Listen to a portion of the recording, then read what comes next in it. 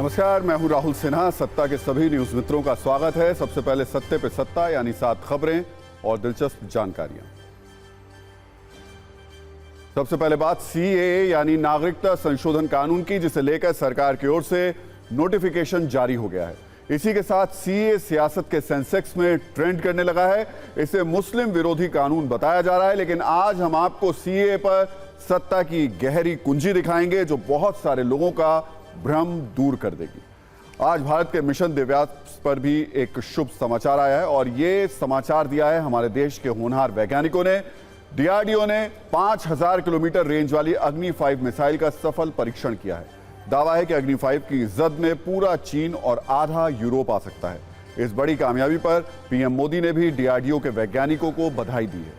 सत्ता में बात फिर उस चुनावी बॉन्ड की खबर की, जिस पर आज सुप्रीम कोर्ट ने एसबीआई यानी स्टेट बैंक ऑफ इंडिया को आदेश के साथ चेतावनी भी दी। कोर्ट ने कहा एसबीआई 12 मार्च तक इलेक्टोरल बॉन्ड से जुड़ी सारी डिटेल्स चुनाव आयोग को दे। अगर ऐसा नहीं हुआ तो अवमानना का नोटिस जारी हो सकता है। इसके बाद सत्ता में हम आपको पीएम मोदी के विकास वाले एक्सप्रेसवे पर भी लेकर चलेंगे। पीएम ने गुरुग्राम से 16 राज्यों के प्रोजेक्टों का शिलान्यास और उद्घाटन किया। इसमें 144 परियोजनाएं सड़क से जुड़ी हुई हैं, जिससे एक नाम उसमें द्वारका एक्सप्रेसवे का भी है। इससे आपको क्या फायदा होने वाला है, इस पर भी सत्ता की एक सुपर फास्ट कुंजी आपके सामने खोलेंगे। फिर आपको यह दिखाएंगे कैसे आईटी हब और सिलिकॉन सिटी कहे जाने वाले बेंगलुरु का गला पानी की एक एक बूंद के लिए सूख रहा है। बेंगलुरु में 500 वर्षों के इतिहास का सबसे बड़ा जल संकट आ गया है। डिप्टी सीएम के घर का बोरवेल तक सूख चुका है। तो सोचिए आम जनता का हाल क्या होगा। लेकिन पहले देश की कुछ बड़ी खबरें दिखाते हैं। आज बीजेपी केंद्रीय चुनाव समिति की बैठक हो रही है। इसमें लोकसभा के बाकी उम्मीदवारों के नाम पर मंथन होगा। सूत्रों के अनुसार दावा है कि बीजेपी की दूसरी लिस्ट में 150 नाम तय हो सकते हैं। और एक बड़ी खबर मध्य प्रदेश से भी, जहां ज्ञानव्यापी मस्जिद की तरह धार बोधशाला का भी सर्वे होगा। मध्य प्रदेश हाईकोर्ट की इंदौर बेंच ने आज इस पर बड़ा आदेश दिया है। कोर्ट ने एसआई को 5 एक्सपर्ट्स की टीम बनाने को कहा है, जिसे 6 हफ्ते में रिपोर्ट कोर्ट को सौंपनी होगी। तो सत्ता की शुरुआत करते हैं 1 मिनट के सीए वाले वीडियो ट्रेलर से।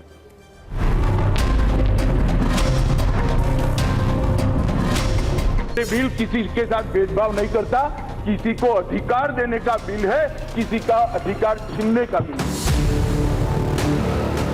पाकिस्तान की माइनॉरिटी को विशेष व्यवस्था नहीं मिलनी चाहिए, अफगानिस्तान की माइनॉरिटी को विशेष व्यवस्था नहीं मिलनी चाहिए। कौन भेदभाव कर रहा है मान्यवर?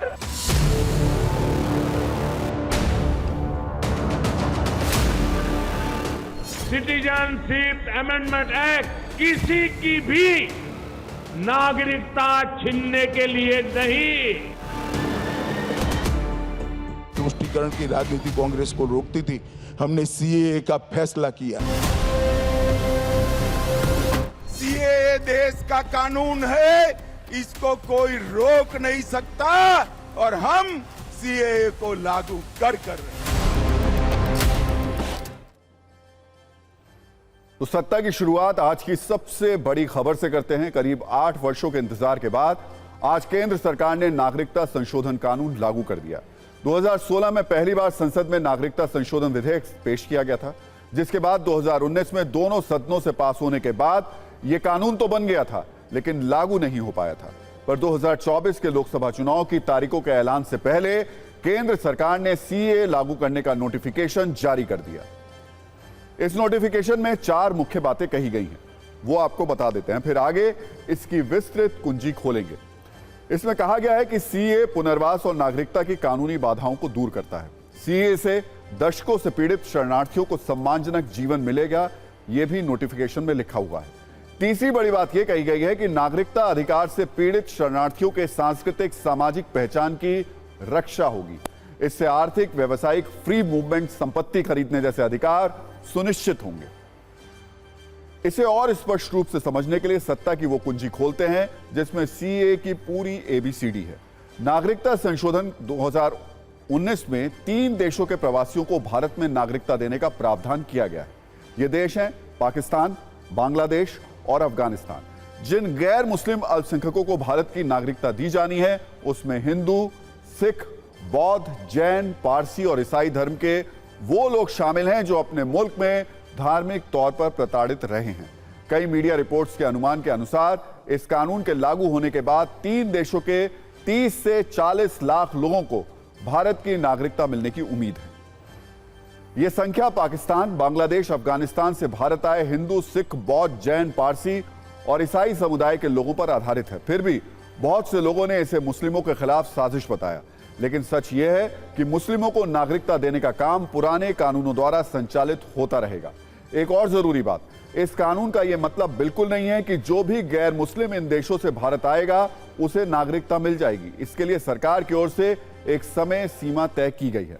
धार्मिक तौर पर पीड़ित गैर मुस्लिम 31 दिसंबर 2014 से पहले अगर भारत में रह रहा है तो वो इस कानून के तहत नागरिकता के लिए आवेदन कर सकता है। इसे गृह मंत्रालय भी कई बार स्पष्ट कर चुका है।